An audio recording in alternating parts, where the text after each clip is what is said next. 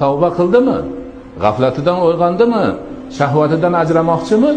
Allohning qodirligini eslasin va latifligini eslasin. Va kana Allohu muqtadira. Alloh o'ta qodir zotdir. Butun dunyoni yaratgan. Butun dunyoni tutib turibdi. Hamma narsani boshqarib qudrati yetyapti.